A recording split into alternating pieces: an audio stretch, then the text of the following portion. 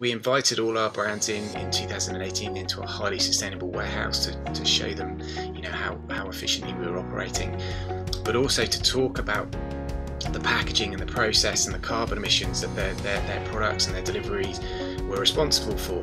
And we literally wheeled up pallets of plastic and coat hangers and said, actually, this is what we're dealing with, and that is way more impactful than an email.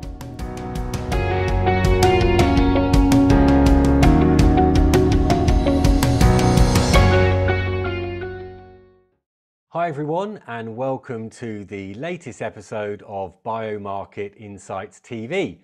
My name is Paul MacDonald and I'm delighted today to be joined by Adam Hall, who is the Head of Sustainability for the Internet Fusion Group. IFG is a global e-commerce retailer specialising in a number of niche outdoor communities, and their aim is to be a good world citizen. Hi Adam, how are you? Very well. Great to be here, Paul. Great. Listen, thanks for your time. You know that I've been chasing you quite a while to get you on my show, so I really appreciate you joining us this morning. Yeah, it's great to be here, Paul, and it's I'm really interested to get stuck in and hopefully give our viewers to this podcast some details that might be useful. Excellent, excellent. So Adam, today's episode is entitled Eliminating Carbon and Plastic from E-commerce. Our viewers are going to be really interested to learn how you have eliminated plastic packaging and how you are encouraging your 800 brand partners to operate in a more sustainably friendly way, and what advice you would give companies who are starting out on their journey towards a more sustainable future. So I think before we start to tackle all of that great stuff, I think many of our viewers will not have heard of the Internet Fusion Group, but they will be aware of some of your e-commerce brands. So can you give us a quick helicopter view of the business and how it's structured? Sure. So some of the brands that our viewers might know of are Surf Dome, Country Attire, Webtogs, Blackleaf, Derby House, Simply Scuba, Dirt Bike Bits. I could keep on going. There's 9 that we do add to, but essentially what we do is we take niche retailers, action sports or activity retailers, and we bring them into the Internet Fusion Group, and they benefit from economies of scale with a nice big sustainable warehouse. They benefit from all our sustainability attributes, our marketing team, our accounting team. And what we managed to do is we managed to keep that niche aspect of that retailer and really service that community, because these are passionate communities about their activation. And fortunately for us on our subject today, they're also passionate about sustainability as well. So that's us, online retailer. Wonderful, thank you. And I suppose before we start to discuss some specific projects, maybe you could give us an overview of some of the things you have done or IFG have done over the years to lessen the impact of your business on the environment. Yeah, of course. Well, there's a few elements that we've gained recognition for. I think initially it was our packaging strategy, and as part of that, it's our plastic reduction strategy. Now we have reached 99.8% plastic free for our packaging. Actually, our customers will see 100% plastic free packaging from us. It's just the shrink wrap that we have left that we put an entire pallet of orders together that we send out to our freight suppliers. That's that last piece of packaging that we have that is plastic. Now that's not to say that we've just reverted from one material to another. We've got a reduction strategy, a very robust reduction strategy in place as well. So we've reduced dramatically our packaging. We have a packaging machine, which means we only send out exact size packaging, cardboard packaging, which is 94.44% recycled content already. So we've got rid of single-use plastic from our packaging, but we've also drastically reduced the amount of packaging we put out to our customers in the first place as well. So it's a dual aspect. It's reduction as well as elimination, and also we've obviously got the recycled content there as well. But to give you a bit of a snapshot of the journey that we've been on, and we've been on that journey since 2015. And we were, I would say it's safe to say, quite an early adopter in that market, which got us a lot of attention. And back in 2015, we eliminated 74% of the plastic in our packaging in 1 quarter. So it just goes to show how you can take concerted action, and it's highly achievable. And actually, that strategy back in 2015, we turned that strategy around into a net positive financially for us. We got a lot of kudos. We got a huge upswell of support with our customer base. The brands that we deal with, they really reacted and liked what we were doing. We had recognition in lots of different areas. We spoke in the Northern Ireland Houses of Parliament. We're a case study for the World Business Council for Sustainable Development. We had a quote in the Ellen MacArthur Foundation's New Plastics Economy document, which was discussed at the World Economic Forum and has been used to inform policies around the world. So we held quite a good space back in 2015, and essentially what that did is it put the wind in our sails for sustainability as a whole. That's not to say that was our only strategy. We've always looked at our carbon emissions. We've always reduced our carbon emissions, but it just gave us that acknowledgement that this is important to our customer base. It's important to our staff. It's important to our business.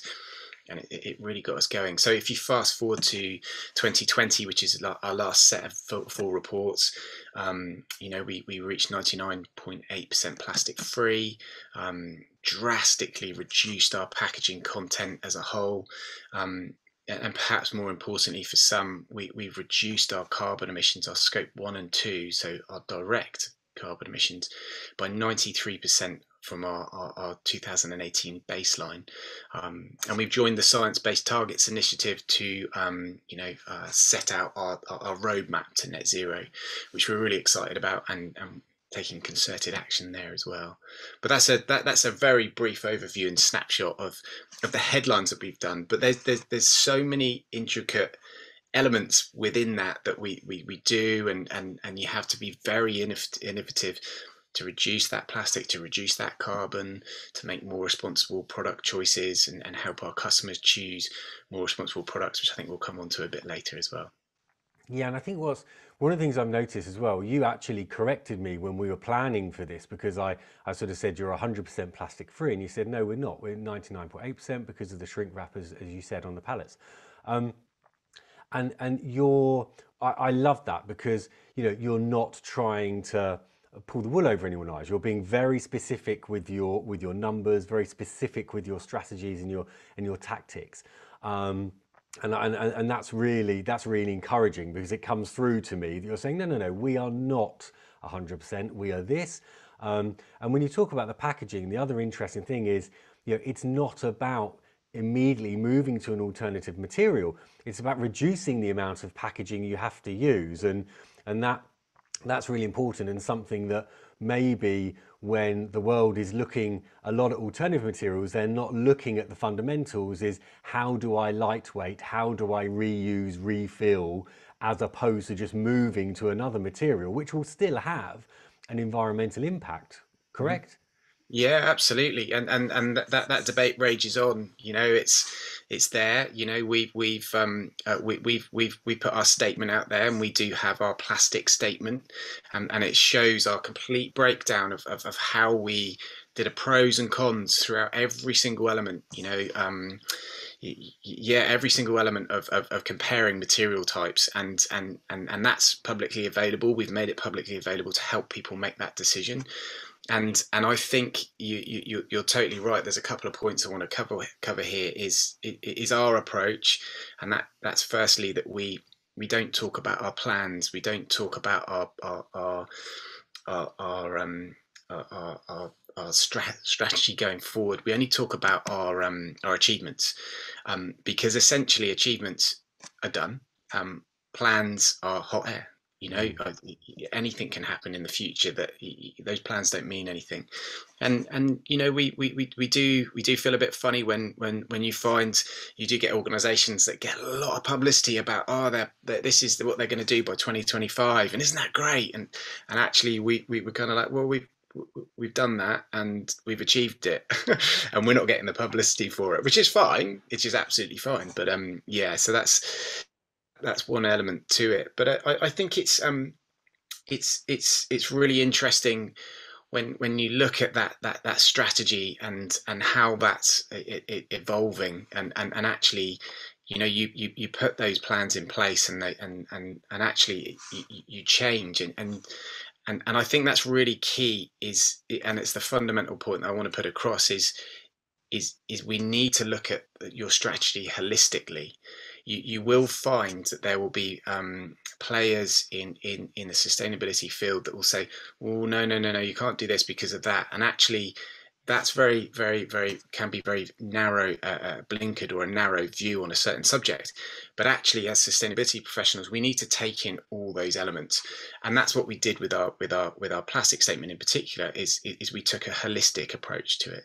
You know, we do need to think about carbon emissions, but in relation to the marine plastic crisis, you know, we need to look at the products in relation to whether they're organic and their carbon footprint and so on and so forth. It can't be these insular or siloed issues. That you need to look at it as a whole, and I think that's where the challenge is for people, and I think that's where the exciting part is for people.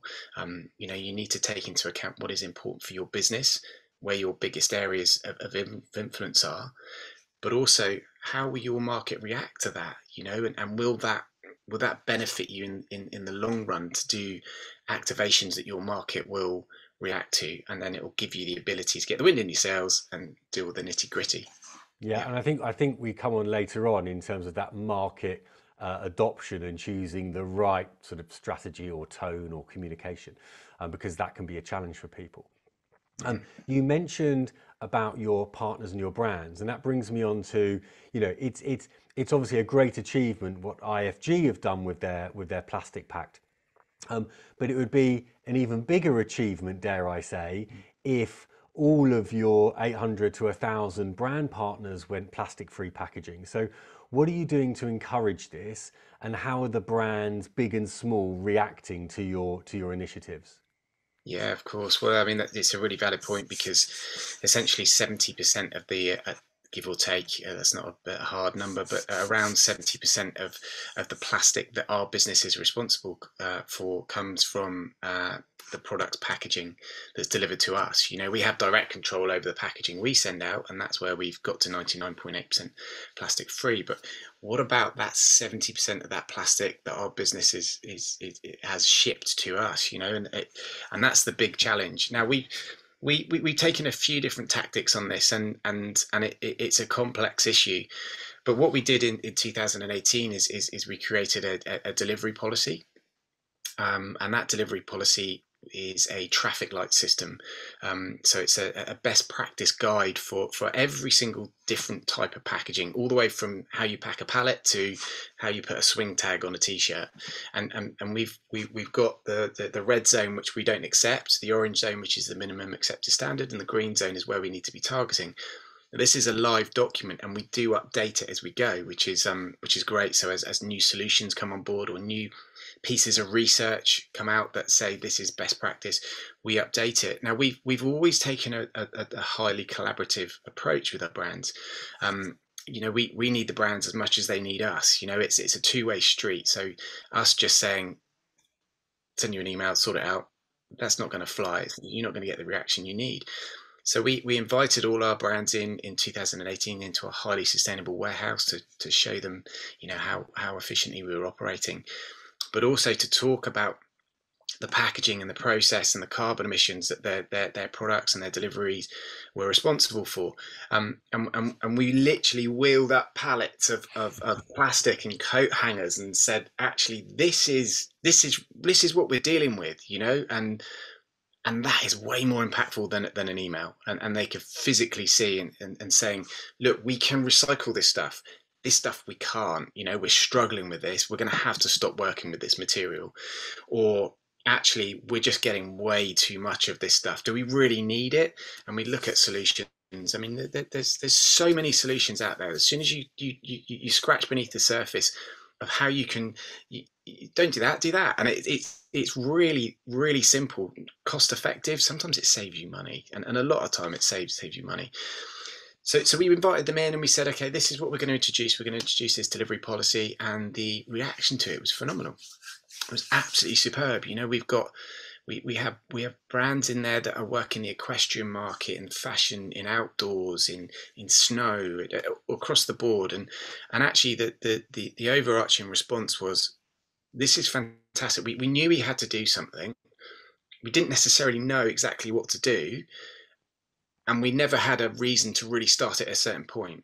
And we delivered all three of those. We said, yeah, you definitely do need to do something about it. You need to do it by this date, and here's a traffic light system. So off you go. And it worked really well. And our favourite comment, and I have to say this, if we change for you, we're going to have to change for everyone. Brilliant. So we had the delivery policy, and that's centered around mostly around plastics and packaging, and reducing all of that, making sure that what is delivered to us it goes into a recycling stream, it's reduced in the first place, looking at the plastic that the individual product arrives in, and we have various schemes there. We're encouraging, our minimum standards, they have to be 100% recycled polybags, or we will accept naked. In lots of cases you don't even need it. It's the bare facts of things. It's working. We're accepting a small amount of naked products without a poly bag. We're having to adapt our systems to that, so that's going to be the long game. But we also have an interim solution where we're removing the poly bag before it goes out into the public market, and we're making sure that's recycled. That's great, but the poly bag still existed when perhaps it didn't need to. We're accepting lots of different alternative packaging materials too. So that's on that side, but also on carbon emissions. And I think we'll come on to this in greater detail. We're also challenged that we've given a guide to some of these small and large brands on how to deal with their packaging and their processes. But how do we guide them, and how do we give more advice on carbon emissions? So we have a charity partner, Protect Our Winters, and we co-developed the POW Pledge, and what that essentially is a really great stepping off point for your carbon reduction strategy. And it's very practical, it's very pragmatic. It's not about paperwork, it's about action, and it's 8 of the most impactful steps that any organisation can take, and how to take them, and where to go next. And off you go, and so that's our response to trying to reduce carbon too, with our brands. Yeah, I mean, there's so many great things that you've just sort of said in there, and there's a lot that you said in there. But I think the key takeaway for me is that I love you've taken ownership. I love the fact you've taken ownership. You've clearly worked on simplicity, and a traffic light system, as old as a traffic light system is, everyone still uses traffic lights, and they work brilliantly. And I use it in my own business. Okay, and so I think, that that collaborative, helping, supporting approach, especially when these companies, especially the smaller companies, don't have the dedicated skills or personnel to work out through the fog of confusion. And in the packaging industry, there is a complete fog of confusion, and people don't really know where to turn. So I think you guys taking the ownership and making it easier for them is a fantastic approach. That sort of answered the next question I was going to come on to, is sort of how you're collaborating with them. So I'd quite like to move on to a specific initiative that I saw you did. You created the world's first PFC-free horse rug. Now, this sounds like one of the less obvious routes to reducing climate change. So maybe you can tell me that I'm wrong, and what led you to creating this product, and what impact has it had? Yeah, of course. Yeah, we're quite excited about this one. So it's interesting. The equestrian market is not, to be fair, is not known as to be as such a sustainable market as perhaps the outdoor industry. The outdoor industry is a leader. The equestrian market, I think it's fair to say it's not so much. Now, PFC free is prevalent in the outdoor market. It's nothing new. If you brought out a new PFC free rain jacket, everybody would be like, okay, it's almost industry standard now. In the horse world, it was nowhere to be seen. So PFC free is a chemical you put on waterproofing for jackets or whatever you need waterproofing. Polyfluorocarbons. I got there. And essentially it's not nice stuff. It's carcinogenic in the factories. It's what's called a forever chemical. So if it comes off in the mountains or wherever you are, it will stay there. We shouldn't be creating anything that lasts forever. I mean, really, it's the same as polystyrene. It lasts forever.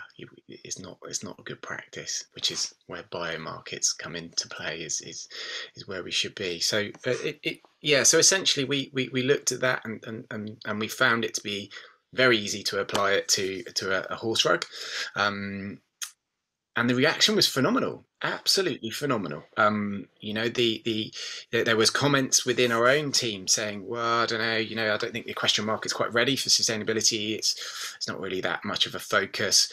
And actually we saw that as an opportunity. We're like, well, we can be an influencer here.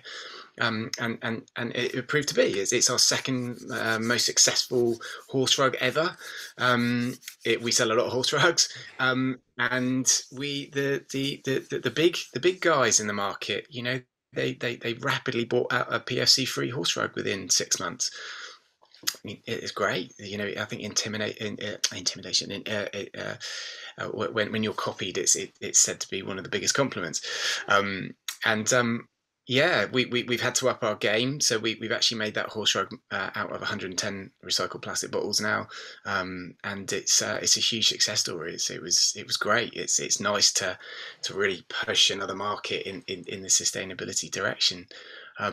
But I think on the whole, it's quite interesting to influence other brands that we stock, or influencing the market as a whole, and I think that is our responsibility. In sustainability and choosing bio products,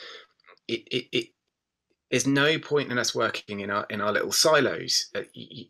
We can achieve great reductions in impacts on the environment, but actually our responsibility is to use our sphere of influence and actually really push for greater change. And as soon as there's this upsurge of action in industry, governments will notice and they'll say, oh, you're a successful business and you're implementing these things. It's time to change legislation.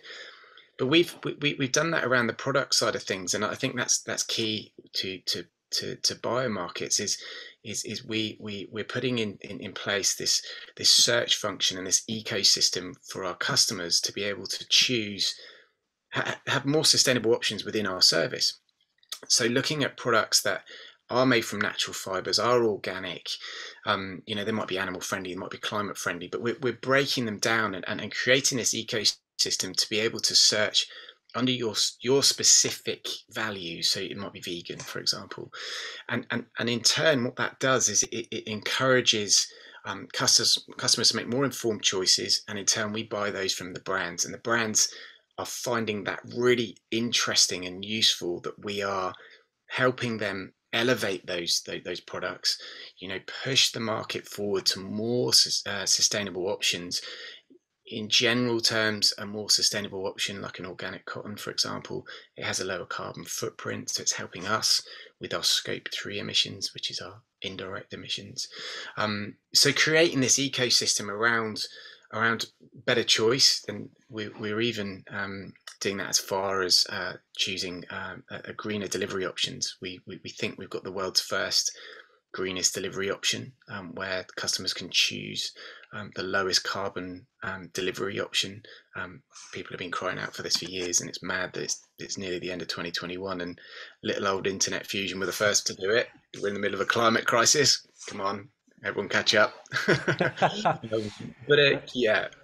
I think it's a nice place. It's very privileged to be in a place where you can assist other organisations to reduce their impact, and we fully intend to capitalise on that. Not from an arrogant point of view, because we don't have all the answers.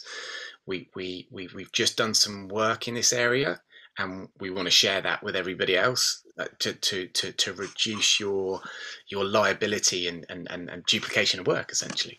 Yeah, yeah, yeah. And then there are loads of things that we could talk about, in terms of that sort of intelligence and feedback loop into upstream and downstream partners. And I think we don't really have time to go into that, but any company that's at the heart of that and is sharing that intelligence is good for their brand. It's good for your brand and it's good for your business, and it's also good for the wider ecosystem.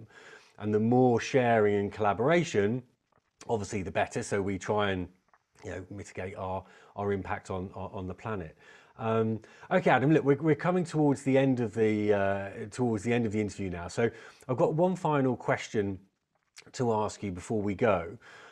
Maybe just a piece of advice to our viewers. I talk to a range of businesses about becoming environmentally responsible, and the two most common things I hear them say is that I'm confused and I don't know where to start. We mentioned it earlier on in the episode about sort of, especially with the packaging, I don't know which route to take. So there's a lot of confusion. And the second thing is that I'm worried about the aggressive counter argument to my well-intended sustainability tactics. And an example being a business that has said it's going plastic free is then met with a barrage of pro-plastic lobbyists that make the well-intending business feel pretty confused and under attack. What couple of bits of advice can you give to people? Yeah, look, first and foremost, where to start? I think you need to attach yourself to a highly reputable organisation that is tackling that specific issue. And that can be a challenge in itself. So hopefully I can direct you into 3 organisations just to really get you going. So if you're looking at climate change, look no further than science-based targets.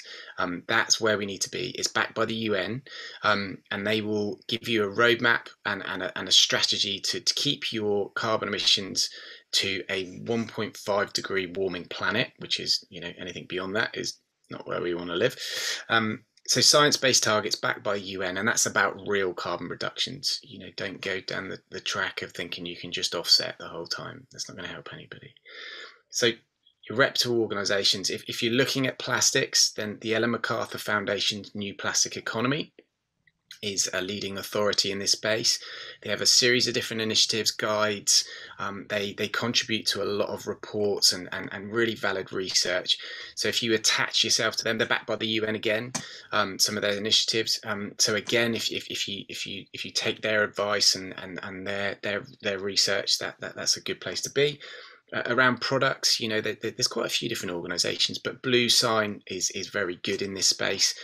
They cover a multitude of different aspects, chemicals you use, organics, etc., etc. And these are very reputable, well-researched organisations that you can attach yourself to, which can help you with your strategy. So I think that's the key point. Within that, you have to be aware that you have to take a holistic approach to what you do. You have to see how these are interconnected. If you take this very blinkered view that, if I do that, that's going to be a consequence. But actually, you need to look at it as a whole. What is your overall impact and how are they intertwined? Because a frustration of mine is where you will find people with certain agendas might actually pitch environmental issues against each other. That's just a very bizarre approach to take, and we need to be looking at them as a whole, because they're all interconnected and they all add to the same challenge. So I think be aware that you need to take a holistic approach. If you want a really, really specific way to look at your carbon, Protect Our Winters PAL pledge. You'll be able to find that, and that will be your great stepping off point of how to start your carbon reduction strategy.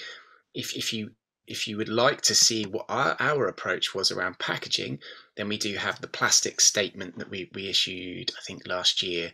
And that's a really good resource. It's got infographics and comparison tables, and it's fully referenced. And that reference list is a great resource as well. So really practical points there. How do you work with counter arguments? Yeah, well, this is, I mean, look, this is very pertinent for the buyer market insights. You know, a lot of these counter arguments will come from the fossil fuel industry, which is very well funded, and they morph into various different forms, and their objective is to maintain the status quo. You will find that they fund the pro plastics lobbyists, and they're very well versed in creating confusion and doubt, and actually what you do need to do is you do need to just understand that your approach is backed by these reputable organisations: Science Based Targets, Ellen MacArthur Foundation, Blue Sign. So you're backed by these well founded organisations that are backed by the UN.